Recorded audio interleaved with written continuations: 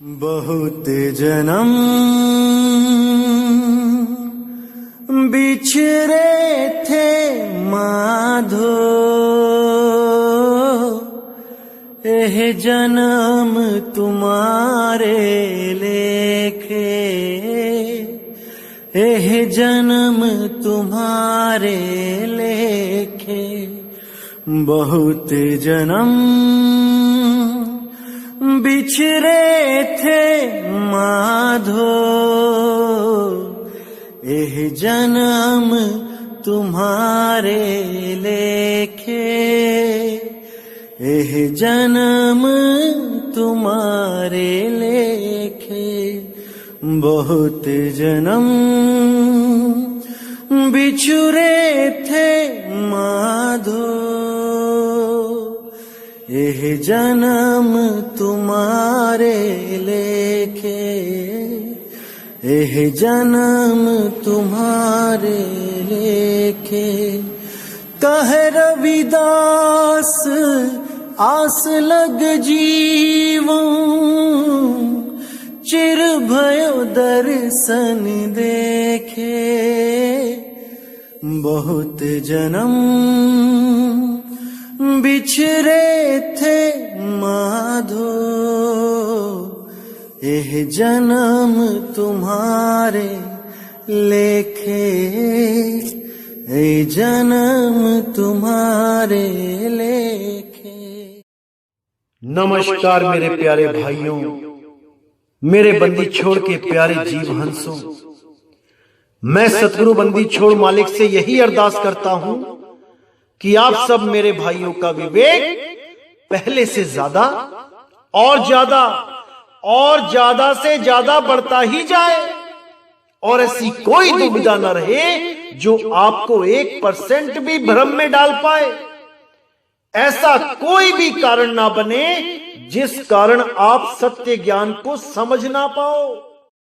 एक भी काल का दूत आपको भ्रमित ना कर पाए, कोई भी मनमुखी गुरु आपको भ्रमित ना कर पाए। बस मैं यही अरदास करूंगा उस बंदी छोड़ परमपिता परमात्मा से। और भाइयों, आपको बताना चाहूंगा कि अब मेरे भाई इतने जागृत हो गए हैं कि क्या बताऊं। एक एक चीज को इतनी अच्छी तरह समझ रहे हैं कि दिल खुश हो जाता है ये सोचकर कि मेरा ये सत्संग करना सफल हो गया है। सब कंसेप्ट क्लियर होते जा रहे हैं, एक भी भ्रम दिमाग में नहीं रहता। इतने विवेकी हो गए हैं मेरे भाई लोग कि क्या बताऊं मैं।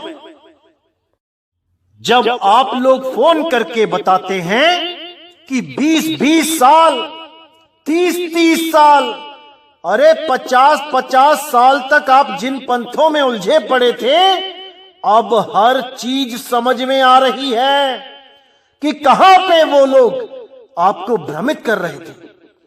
हर चीज समझ में आ रही है मेरे भाइयों के, बहुत खुशी होती है। लेकिन फिर भी मैं यही कहना चाहूंगा कि भाई सहज पके सो मीठा हो। आप इस अनमोल ज्ञान को अभी और समझो और सुनो, बार बार सुनो, ताकि ऐसी नींव पड़े आपके जीवन में इस सत्य ज्ञान की कि ऊंची से ऊंची मीनार उस नींव पे खड़ी हो सके।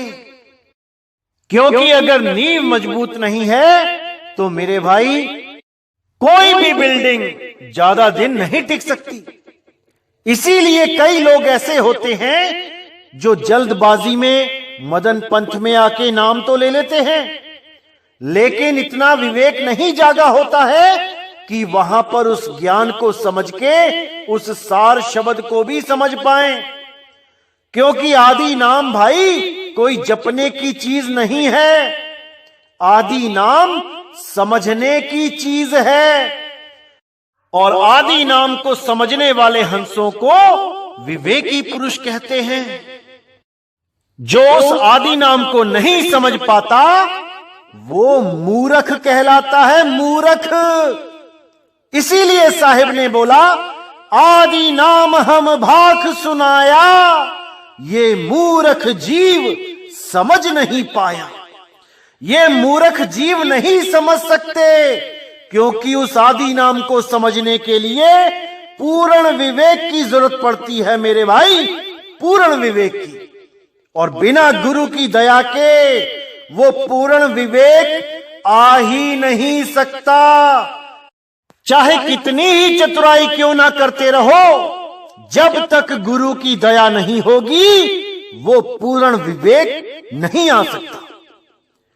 और कई लोग तो मैं हैरान होता हूं, 20-20 साल 30-30 साल अन्य पंथों में जुड़े होते हैं, और जब हमारा ही ज्ञान सुन के अच्छी तरह समझ के जब ये समझ जाते हैं कि भाई जहां पे हम जुड़े हैं वो पूरा पंथ नहीं है, उस पंथ में पूर्ण ज्ञान नहीं है, तो उसको छोड़ तो देते हैं, लेकिन मान बढ़ाई के चलते, अहंकार के चलते मुझे ही फोन करके कहते हैं कि ये तो हमें पहले से ही पता था, ये सब ज्ञान तो हम पहले से ही जानते थे।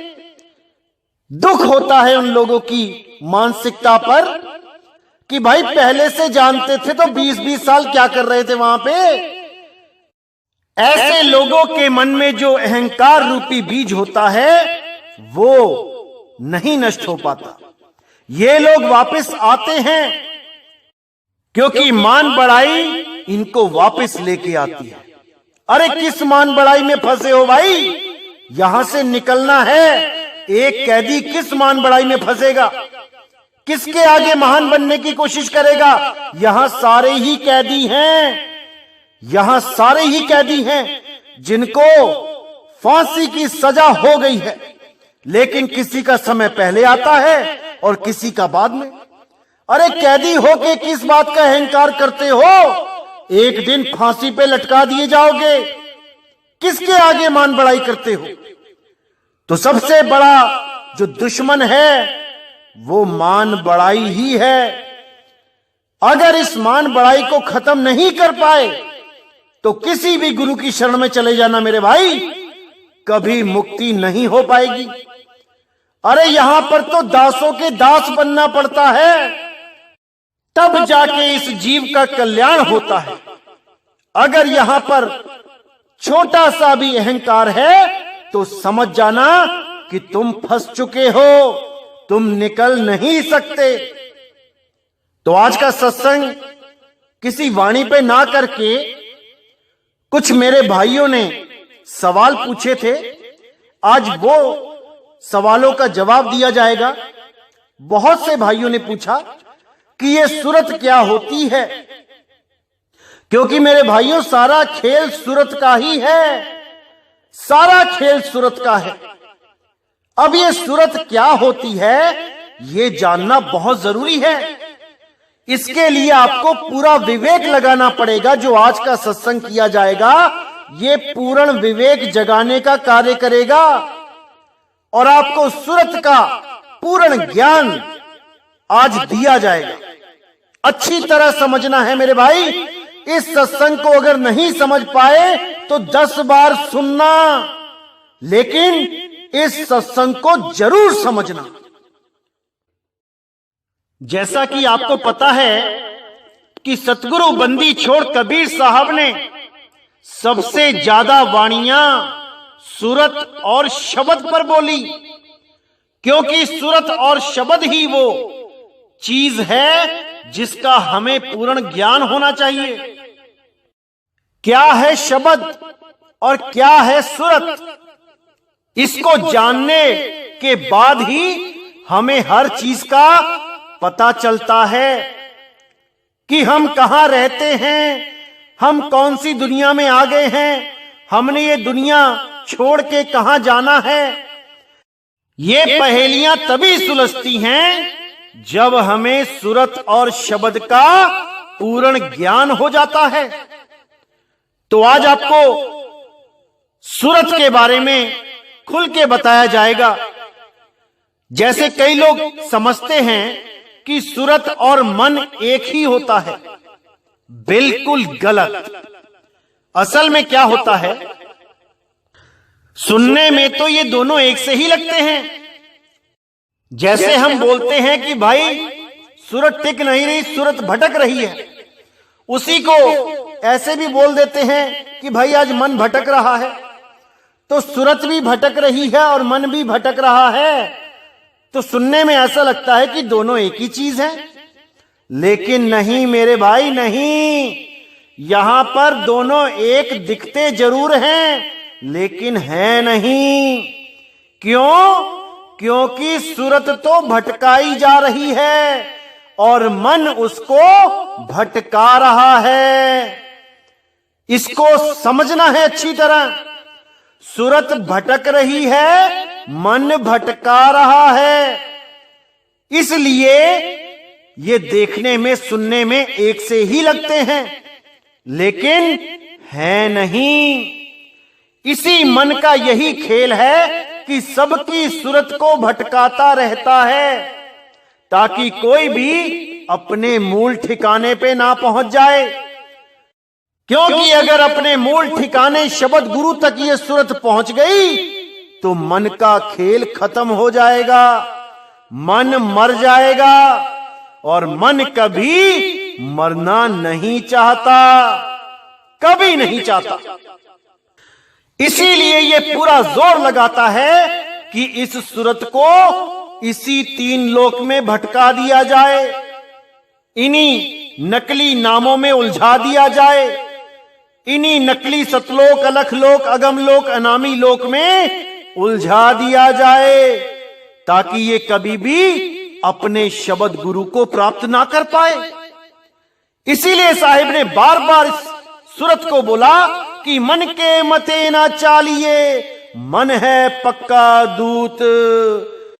इस मन के कहे बिल्कुल नहीं चलना चाहिए। कोई भी ख्याल आता है पहले उसको सोचो, समझो कि क्या ये सही है या गलत। पूरा विचार करो तभी वो कर्म करो, वरना ये आपको उलझा के अपने षड्यंत्र में कामयाब हो जाता है। आपकी सुरती को भटका के ये सफल हो जाता है और आप उस किए हुए कर्म का भोग भोगते रह जाते हो। जन्मों जन्मों तक उन कर्मों का फल आपको भोगना पड़ता है। इसलिए मेरे भाई पूरा विचार करके आगे कदम बढ़ाना चाहिए, नहीं तो जन्मों जन्म तक यहीं उलझे रह जाएंगे, कोई मुक्त नहीं हो पाएगा। तो सबसे पहले हमें मुक्ति के बारे में जानना है कि मुक्ति कहते किसे हैं। क्या इस दुनिया से चले जाना ही मुक्ति है? कुछ लोग नदियों में छलांग मार देते हैं, जहर खा लेते हैं, बिल्डिंगों से कूद जाते हैं, गोली मार लेते हैं अपने आप को। क्या वो मुक्ति है? क्या वो जन्म मरण से मुक्त हो गए? अरे नहीं भाई, नहीं। मुक्ति का असली मतलब होता है मन की कैद से मुक्त होना, इस तन रूपी पिंजड़े से सदा के लिए मुक्त होना, इसको कहते हैं मुक्ति। लेकिन मुक्त होना किसे है, इस पे विचार करना पड़ेगा। जो हमारी सूरत है, असल में ये सूरत बंधन में है। ये सूरत एक कैदी है। इस 5 तत्व, 25 प्रकृति, 3 गुण के पिंजड़े में ये कैद है। कैसे छूटेगी ये, हमने इस पे विचार करना है। कहां है इसका असली घर, हमने इस पे विचार करना है, तभी ये मुक्त हो पाएगी। अन्यथा एक शरीर को छोड़ के दूसरे शरीर में चली जाएगी, दूसरे को छोड़ के तीसरे में चली जाएगी, और ये आना जाना सदा सदा के लिए चलता ही जाएगा। इसका कभी अंत नहीं होगा। तब तक नहीं होगा जब तक आप उस स्थान को ना खोज लो जहां से ये आई थी। अगर ये उसी स्थान में चली जाए वापस जहां से ये आई थी, तो मेरे भाई ये मुक्त हो जाएगी। इसीलिए साहिब कहते हैं, कहां से आया कहां जाएगा, अरे खबर करो अपने तन की। सतगुरु मिले तो भेद बतावे और खुल जावे अंतर खिड़की, कि वो ज्ञान रूपी खिड़की खुल जाएगी जब तुम्हें कोई भेद बताने वाला सतगुरु मिल जाएगा।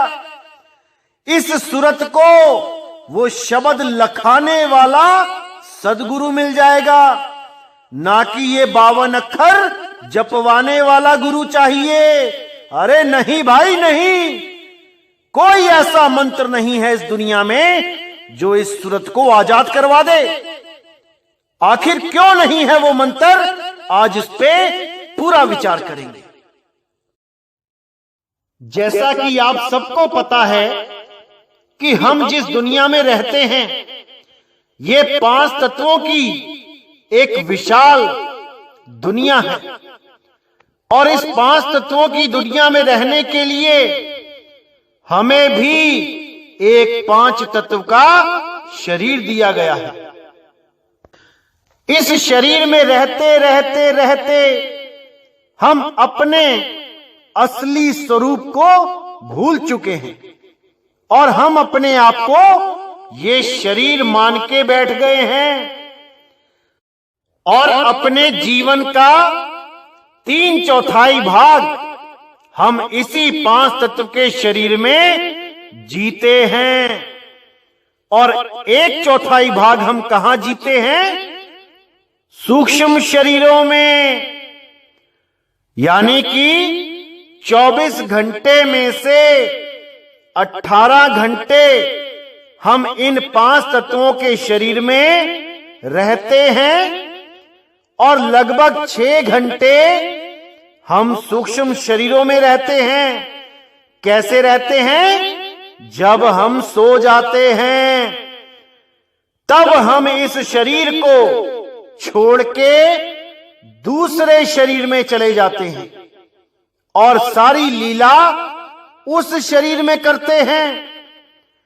जैसे 18 घंटे में हम यहां पर धंधा करते हैं, नौकरी करते हैं, कोई काम धाम करते हैं, तो हमें लगता है कि ये दुनिया ही सच है।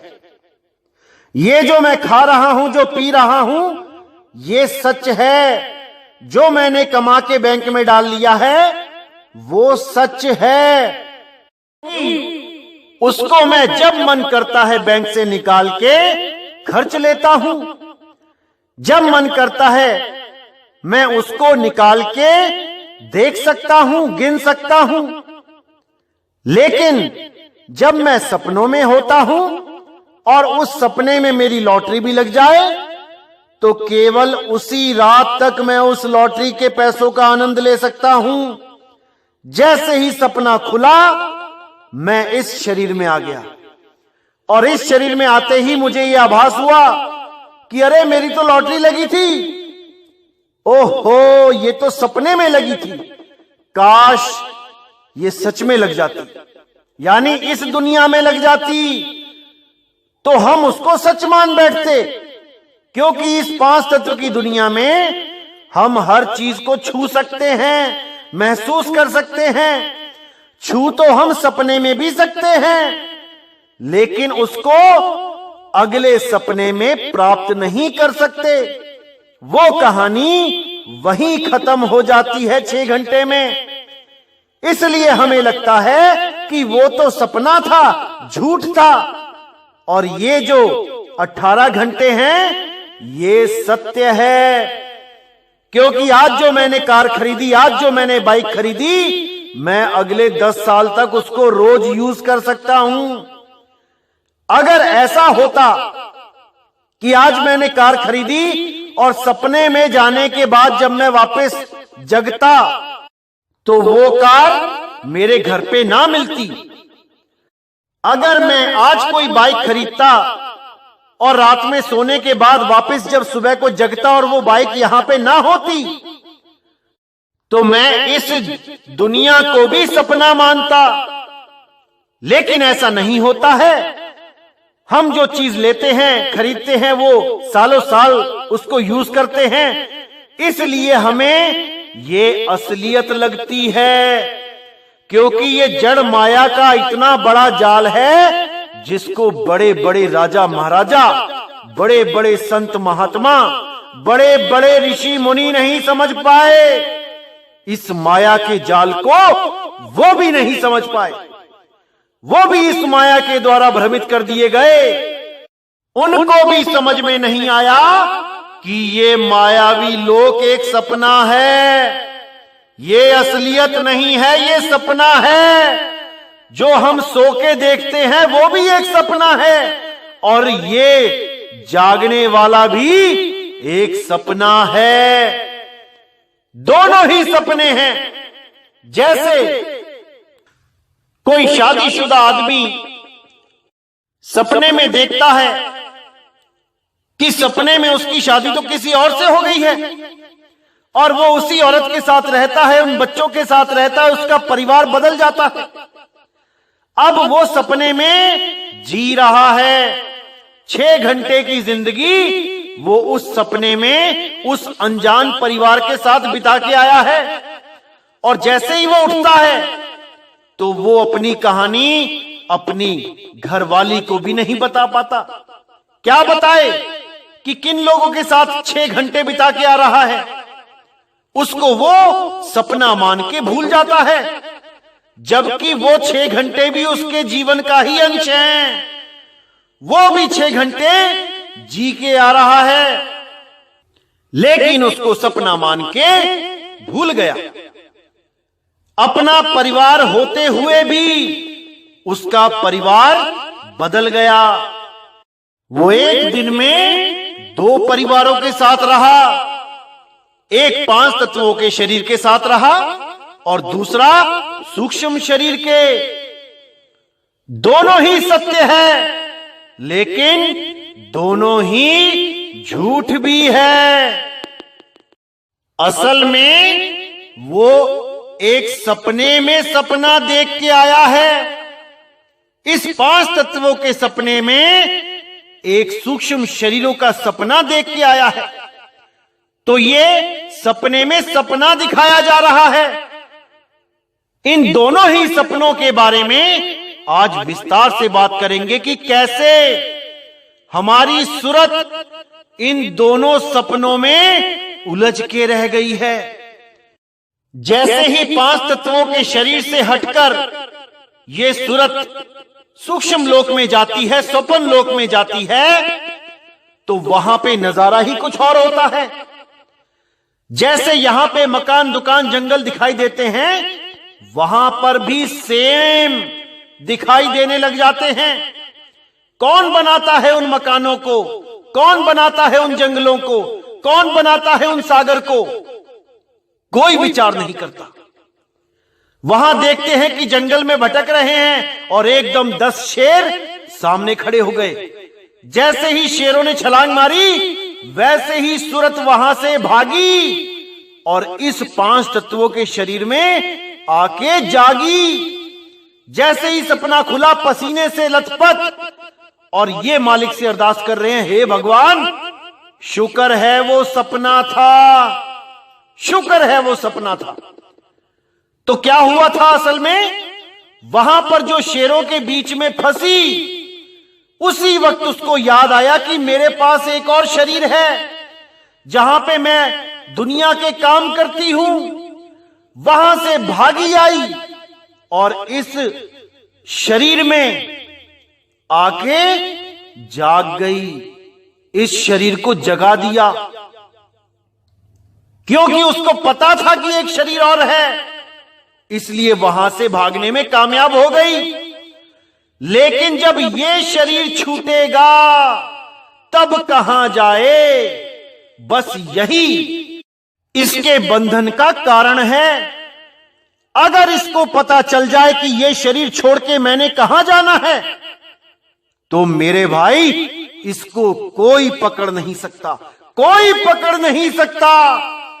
लेकिन ये जितने भी अधूरे गुरु हैं, ये काल के दूत, ये इसको ये समझने ही नहीं देते, ये जानने ही नहीं देते कि कहां जाना है। ये अधूरे गुरु इसको मंत्रों में उलझा देते हैं कि मंत्र जप के तू चली जाएगी अपने घर। ये अधूरे गुरु इसको नदियों में डुबकियां मरवाते हैं कि नदियों में नहा ले, तेरी मुक्ति हो जाएगी। ये अधूरे गुरु नाक पे ध्यान करवा देते हैं 10-10 साल कि तू नाक पे ध्यान करती रहे, पार हो जाएगी। ये अधूरे गुरु हवन यज्ञ करवाते रहते हैं सारी उम्र कि तू हवन यज्ञ करती रहे, एक दिन पार हो जाएगी।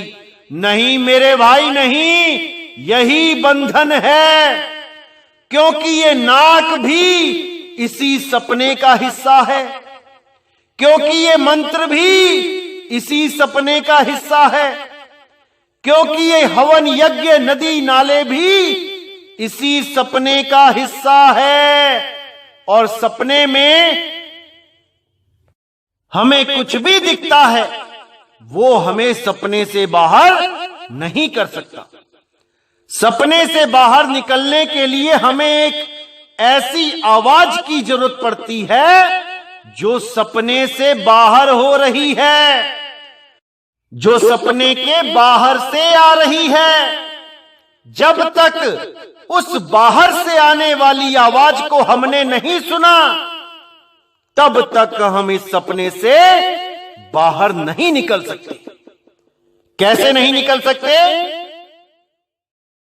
जैसे मान के चलो, आपने सुबह 3 बजे की ट्रेन पकड़नी है, कहीं जाना है, तो आप जब रात में सोते हो तो आप सोने से पहले उठने का पक्का इंतजाम करने की सोचने लग जाते हो।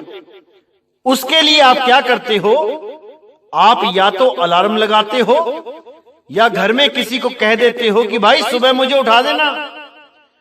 जब आप कंफर्म हो जाते हो कि हां अलार्म सही लग गया है या आपने किसी को बोल दिया है कि उठा देना, तब आप निश्चिंत होके सो जाते हो।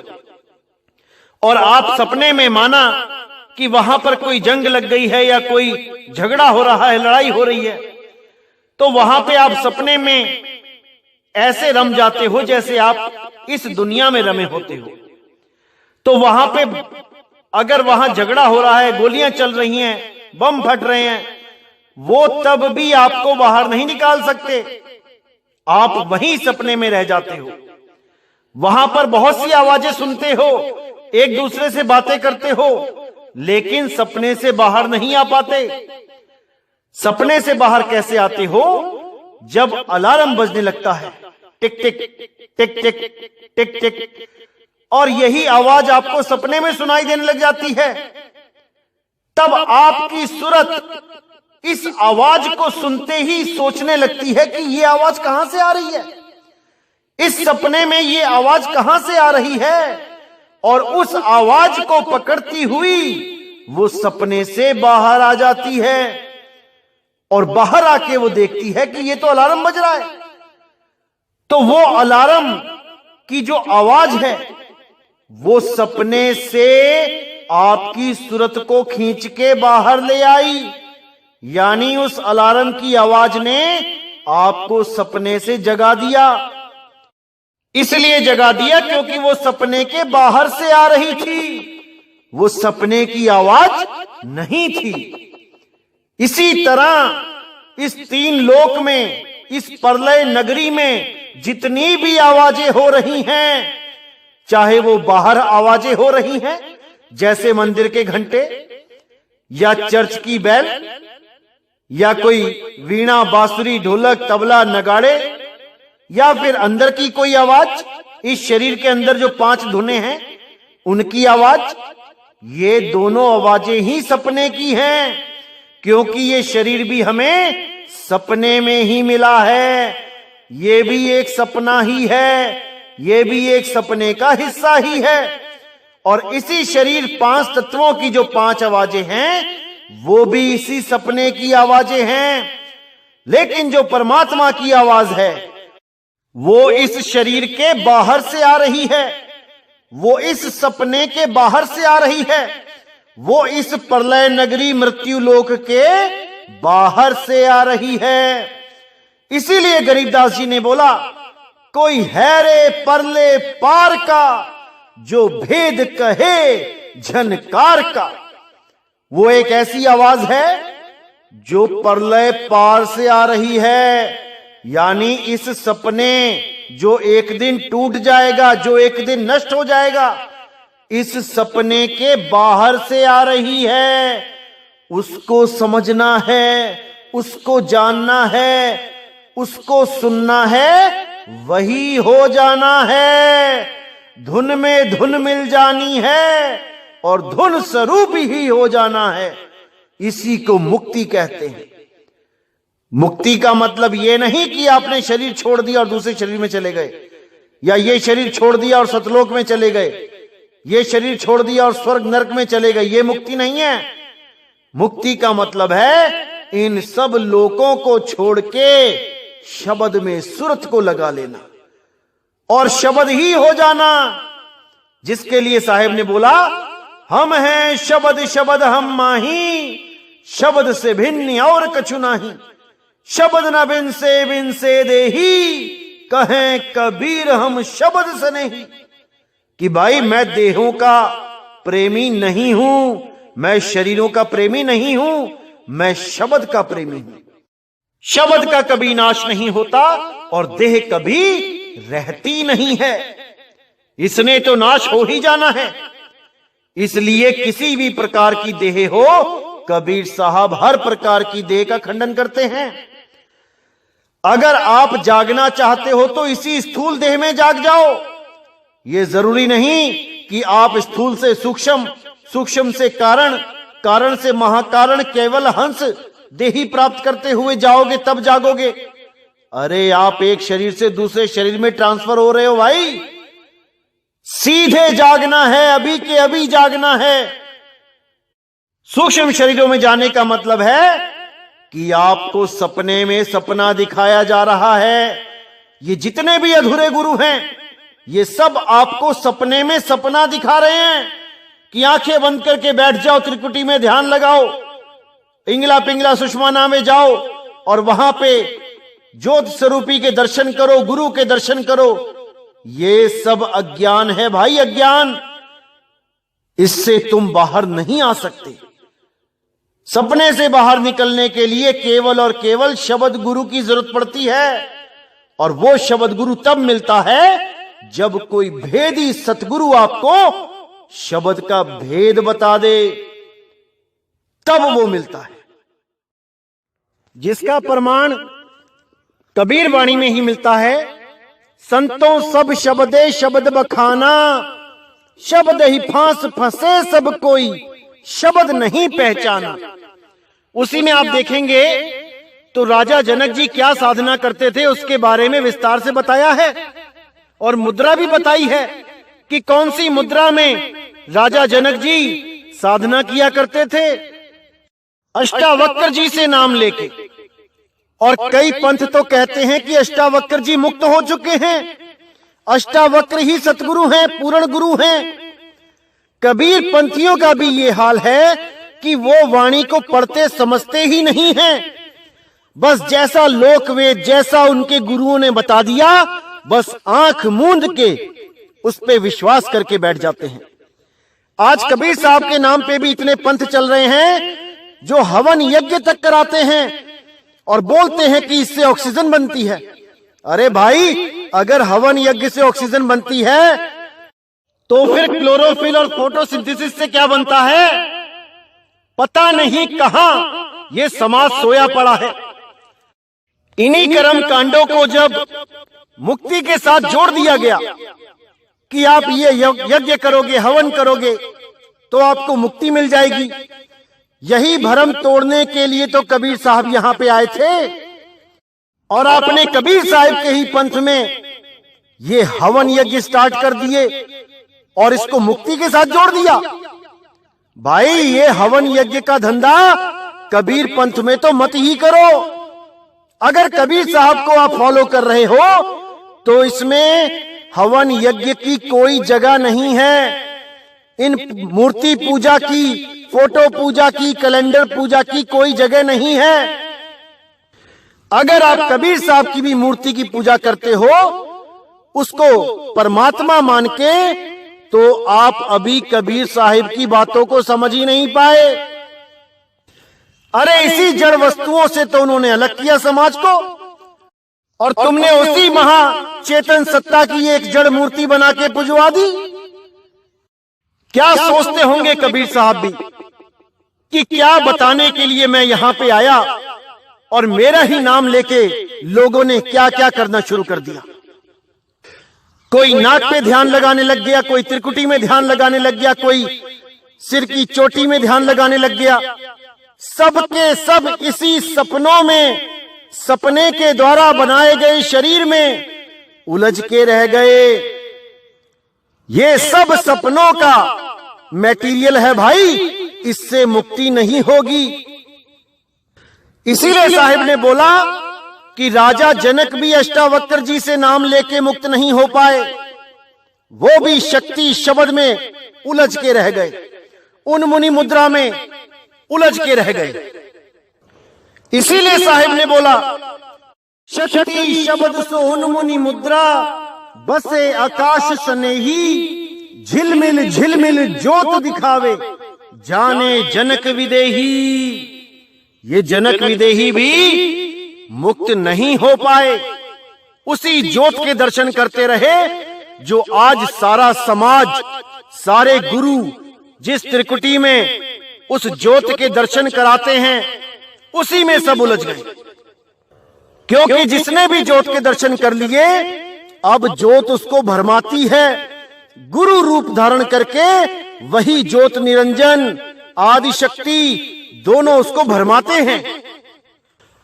साधक को यह अनुभव कराते हैं कि तुम और आगे जा रहे हो, ज्योत से भी आगे जा रहे हो, बहुत आगे लेके जाके उसको सतलोक, अलखलोक, अगमलोक, अनामी लोक में सब कुछ दिखाया जाता है। लाखों करोड़ों सूर्य चमक जाते हैं वहां पे, अरबों सूर्य चमक जाते हैं वहां पे, और जीव को लगता है कि भाई मेरी तो हो गई मुक्ति। लेकिन वो ये नहीं समझ पाता कि ये भी सपने का ही एक पार्ट है। ये भी सपने में सपना दिखाया जा रहा है। स्थूल सपने को छोड़ के सूक्ष्म सपने में चले गए हो। अब भाई वापस आना बहुत मुश्किल है। जिसने एक बार करोड़ों सूरज देख लिए वहां पे सिंहासन पे बैठा सतपुरुष देख लिया, जिसके एक रोमकूप में अरबों सूर्य चमक रहे हैं, अब वो किसी की बात नहीं मानता, अब वो किसी की नहीं सुनेगा। उसको लगेगा कि मैं तो परमात्मा को मिलके ही आ गया। अब उसको अगर हम समझाएंगे कि भाई वो भी दृश्य है और तू यहां पे भी दृष्टा है, वहां पे भी दृष्टा है, ये भी झूठ है, वो भी झूठ है, तो इस बात को वो मानने से इनकार कर देगा। इसीलिए कबीर साहब ने झंझट ही खत्म कर दिया कि ना तो आंखें बंद करनी पड़ेंगी और ना ही ये ज्योत भ्रमित कर पाएगी। इसीलिए साहिब ने बोला, आंख न मूंदो, कान न रूंदो, तनिक कष्ट मत धारो, खुले नयन पहचानो, हंस हंस सुंदर रूप निहारो। यानी कि अगर तुम जागना चाहते हो, तुम इसी शरीर में जाग सकते हो, इसी अवस्था में जाग सकते हो। सपने में सपना देखने की जरूरत नहीं है। अगर कोई गुरु कहे कि नहीं, तुम्हें सूक्ष्म शरीर में जाना पड़ेगा, फिर कारण में जाना पड़ेगा, फिर महाकारण में केवल्य हंस में जाना पड़ेगा, तो मेरे भाई वो तुम्हें इस सपने में ही एक सपना दिखाना चाहता है और तुम्हें उलझाना चाहता है, जैसे वो उलझ चुका है अपने अधूरे गुरु के चक्कर में, वैसे ही वो तुम्हें भी उलझा देगा। अरे मत जाना वहां, मत जाना मेरे भाई, मत जाना। जागना चाहते हो तो यहीं जागो, इसी देह में जागो, किसी और देह में जाने की जरूरत नहीं है। अरे सूक्ष्म शरीरों में तो देवी देवता भी चले गए, वो भी इस 5 भौतिक शरीर के लिए तरसते हैं जो आज तुम्हें मिला हुआ है, क्योंकि सूक्ष्म शरीरों में जाके भी वो मुक्त नहीं हो पाए। वो फिर अरदास करते हैं कि हे भगवान, हे परमात्मा, मुझे इंसानी जन्म दो ताकि दोबारा मैं परख कर सकूं सत्य की और मैं दोबारा कभी सूक्ष्म शरीरों में ना आऊं। इसीलिए साहिब ने बोला, इस देही को सिमरे देव, सो देही कर हर की सेव। इस देही को देवी देवता भी सिमरते हैं, वो भी तरसते हैं कि हमें इंसान जन्म मिल जाए ताकि हम इसी शरीर से सीधे जाग जाएं, ना कि एक सपने को छोड़ के दूसरे सपने में चले जाएं। तो मेरे भाई अच्छी तरह समझ लो क्या समझाना चाहता हूं। अगर सूरत गलती से भी स्थूल से सूक्ष्म में चली गई तो वापस आना बहुत मुश्किल हो जाएगा मेरे भाई, बहुत मुश्किल हो जाएगा। समझ जाओ मेरे भाई, इसको समझ जाओ, क्योंकि सारा खेल ही सूरत का है। सूरत को जहां पे भी आनंद आता है ये वहीं को भागती है। इस मन के द्वारा जितने भी आनंद दिए जाते हैं उनको ये छोड़ नहीं पा रही। कैसे छोड़ेगी? जब इसको शब्द गुरु का आनंद आएगा, जब इसको वो परम आनंद आएगा और वो इसी स्थूल शरीर में ही उस अवस्था को प्राप्त करेगी जिसे प्राप्त करने के लिए सूक्ष्म कारण महाकारण में नहीं जाना पड़ेगा, astral causal super causal body में नहीं जाना पड़ेगा। अरे इसी शरीर में जागोगे, इसी शरीर में जागोगे। बस तुम्हें कोई जगाने वाला चाहिए, ऐसा गुरु चाहिए जो इस सपने से जगा दे, ना कि इस सपने में ही दूसरा सपना दिखा दे कि तुम एस्ट्रल कॉजल बॉडी में विचरण कर रहे हो। अरे वो जागना नहीं है भाई, वो जागना नहीं है। उसमें भी तुम भ्रमित हो, उसमें भी तुम एक पॉइंट से दूसरे पॉइंट की तरफ जा रहे हो। तुम सतलोक से अलग लोक का सफर कर रहे हो, अलग लोक से अनामी लोक का सफर कर रहे हो। अरे जो सफर तुम यहां कर रहे हो वही सफर तुम वहां कर रहे हो। सफर नहीं करना है, ना हिंदी का सफर करना है ना अंग्रेजी का। तो क्या करना है? अचल अवस्था को प्राप्त करना है, अचल, यानी कि उस अवस्था को प्राप्त करना है जिस अवस्था को प्राप्त करके सूरत का भागना बंद हो जाए। अब ये कहीं ना आए ना जाए, स्थिर हो जाए अपने शब्द गुरु में। और जैसे ही वो स्थिर हो गई भाई, तुम्हारी मुक्ति हो गई। अब तुमने कहीं आना जाना नहीं है।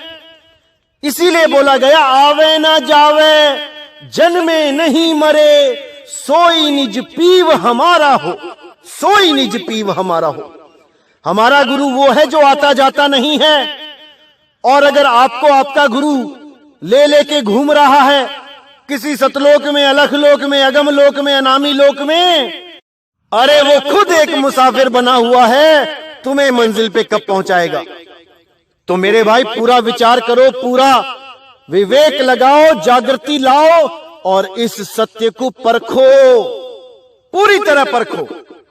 क्योंकि सूरत को जहां पे भी आनंद मिलता है ये वहीं जाने को तैयार है।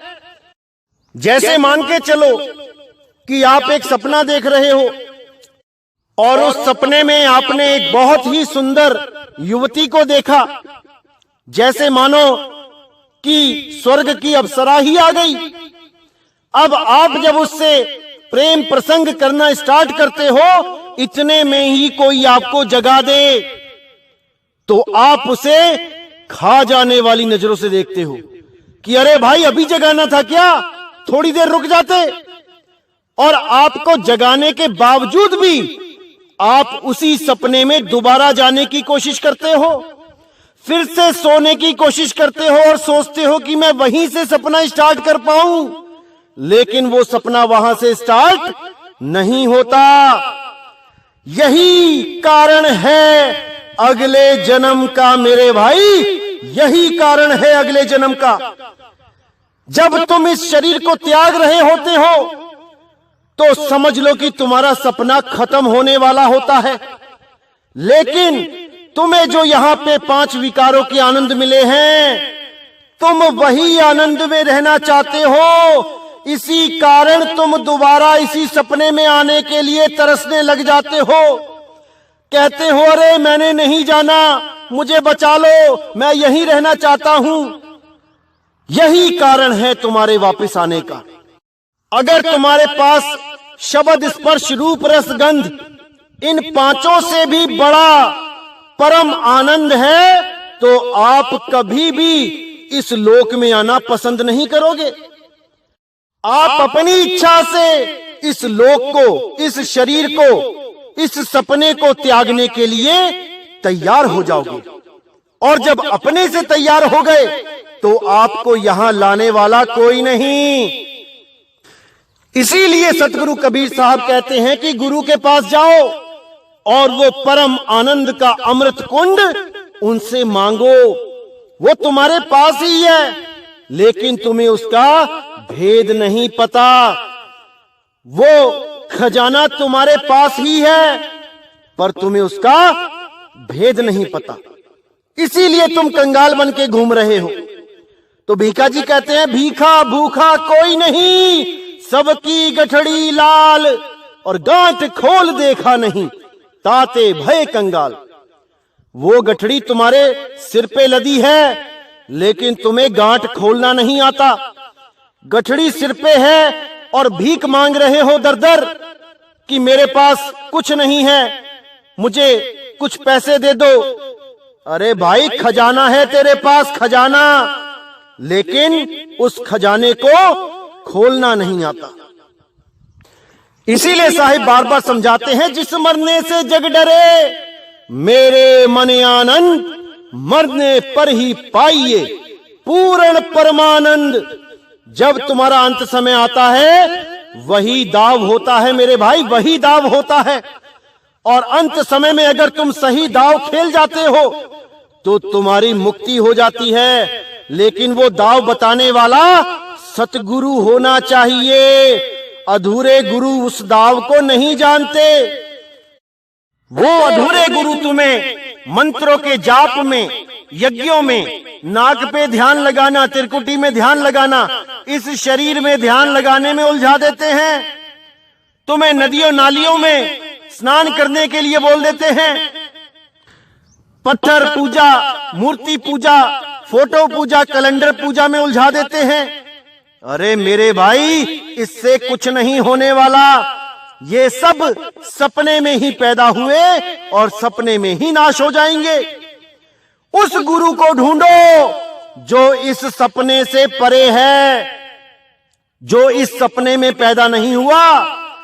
इस सपने के पैदा होने से पहले भी वो था, और ये सपना टूट जाएगा तब भी वो रहेगा।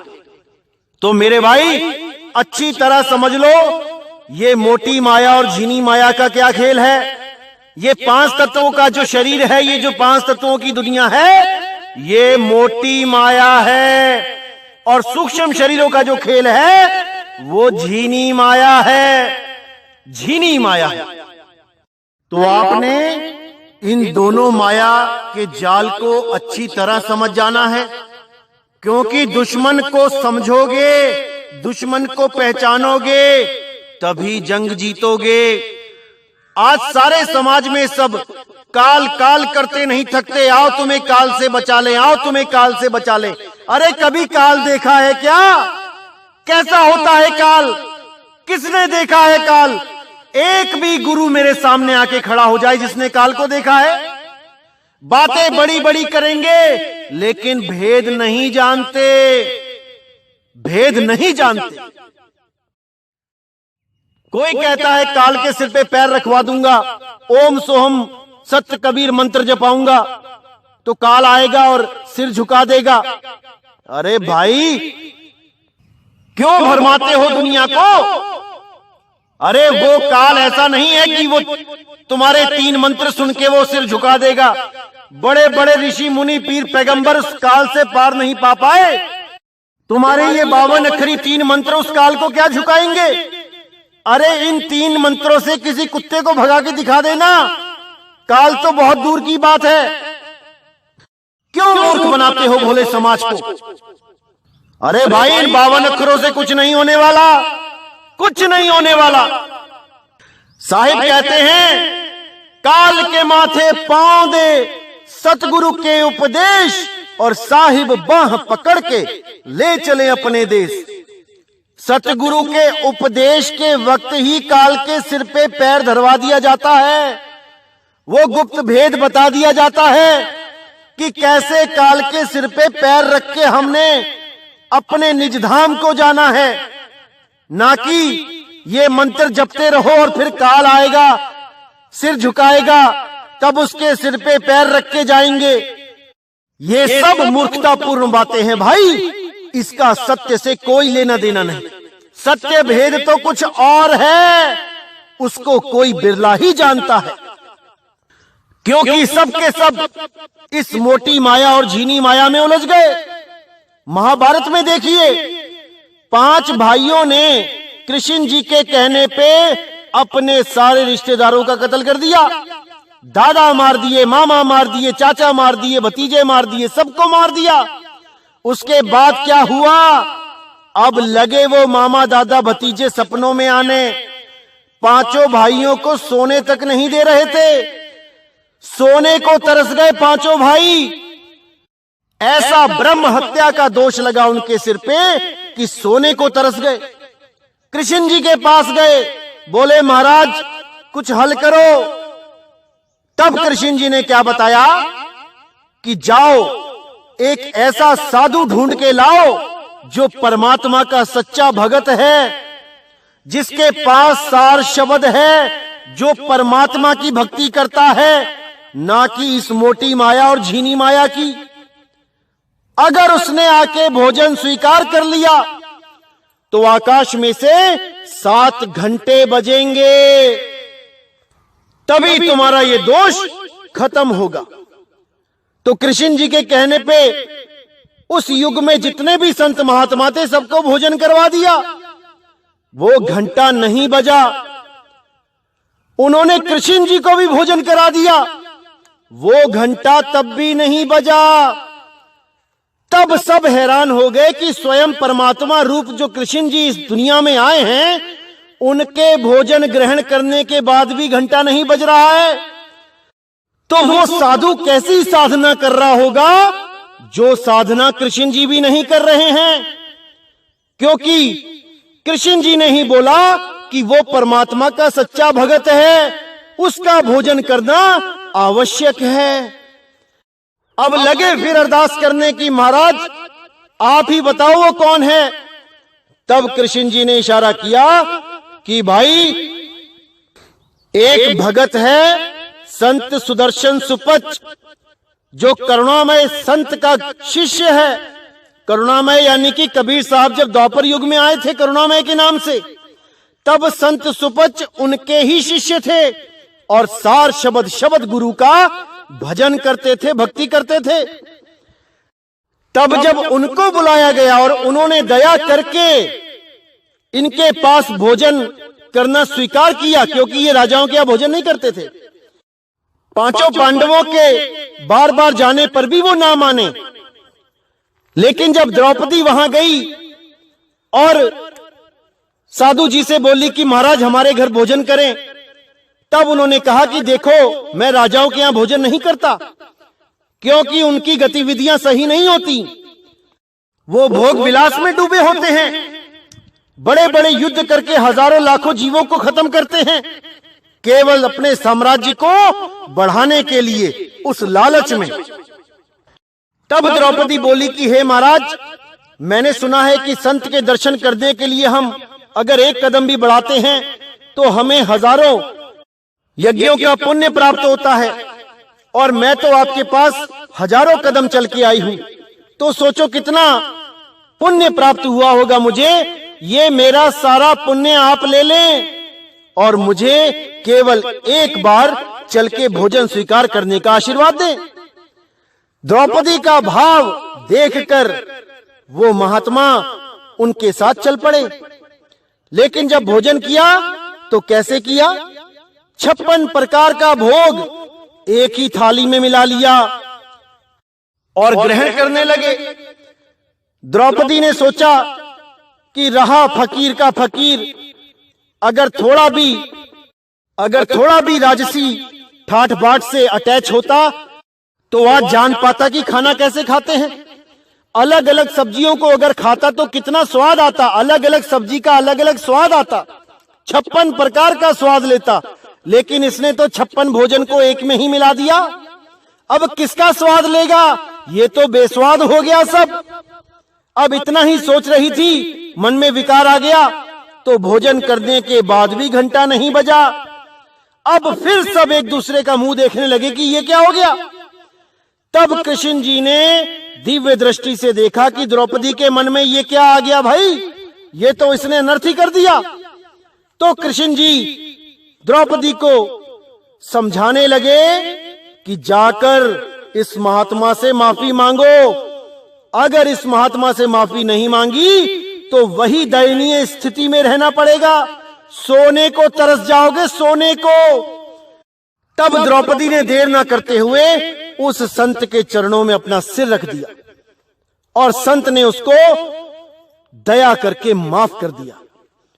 तब जाकर वो पांचों पांडव चैन की नींद सो पाए। लेकिन मेरे भाई, पाप से मुक्त वो तब भी नहीं हो पाए। आप देखिए महाभारत का अंत, चारों भाइयों को नरक में डाल दिया गया, केवल युधिष्ठिर को ही स्वर्ग का वास हुआ। लेकिन भाइयों से प्रेम होने की वजह से युधिष्ठिर ने अपने महापुण्य समर्पित किए, तब जाके उन चारों को स्वर्ग में राज मिला। लेकिन कितनी देर के लिए? अरे भाई, फिर वापस यहीं आना पड़ेगा। फिर क्या करोगे? दोबारा महाभारत करोगे, दोबारा यही सब करोगे, दोबारा सब झंझटों में फंस जाओगे।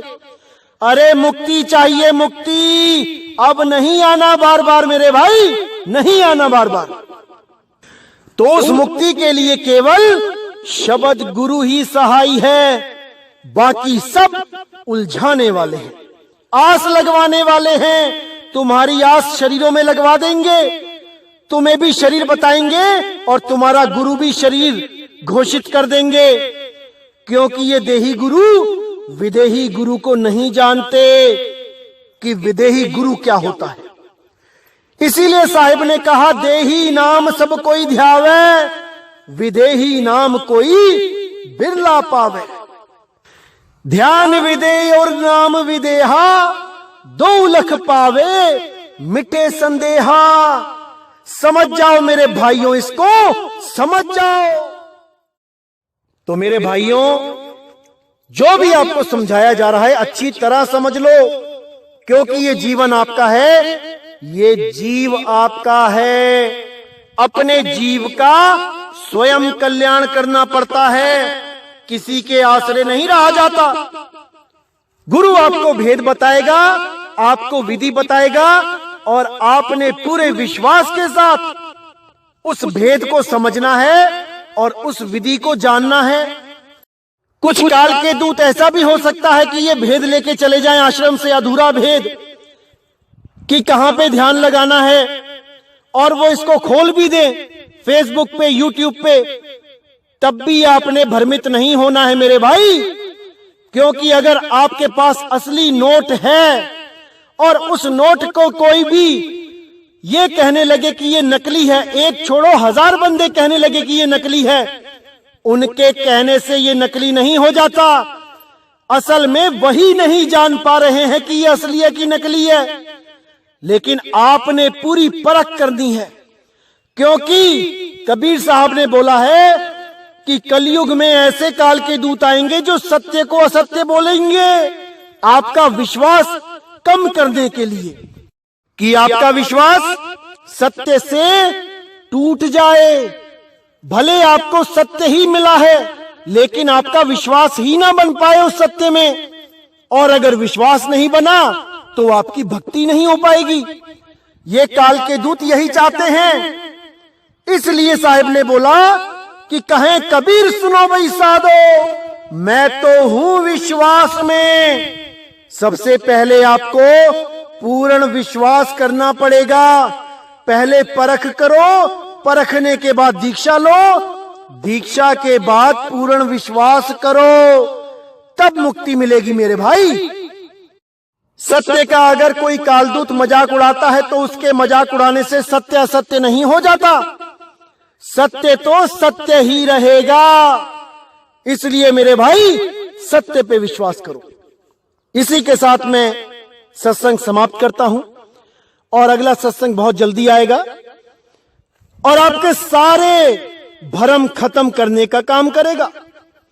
जो भी मेरे भाई अभी नए नए जुड़े हैं सत्संग से, मैं उनसे विनती करूंगा कि आप शुरू से देखना स्टार्ट करो। आप अगर 1 नंबर से देखना शुरू करोगे तो आपको हर चीज समझ में आने लगेगी। अगर बीच बीच में से देखोगे तो हमेशा भ्रम में ही रहोगे और मुझे बार बार फोन करके परेशान करोगे। इसलिए मैं कहता हूं कि 1 नंबर से स्टार्ट करो और आगे की तरफ बढ़ते जाओ और जल्दबाजी बिल्कुल ना करो। चाहे ये ज्ञान आपको 10 साल में समझ में आए, चाहे आए 20 साल में, जब तक पूरा समझ में नहीं आ गया तब तक नामदान मत लेना मेरे भाई, मत लेना, नहीं तो कल्याण नहीं हो पाएगा। तो इसी के साथ मुझे विदा करें। जय गुरु बंदी छोड़ वैराग साहिब, जय गुरु बंदी छोड़ साधु शरण साहिब, जय गुरु बंदी छोड़ बाबा मदन साहिब, बाबा नानक साहिब, बाबा गुरु अंगद देव साहिब, बाबा रविदास जी, बाबा धर्मदास जी, बाबा पलटू साहिब, भीखा साहिब, मेरे सभी संत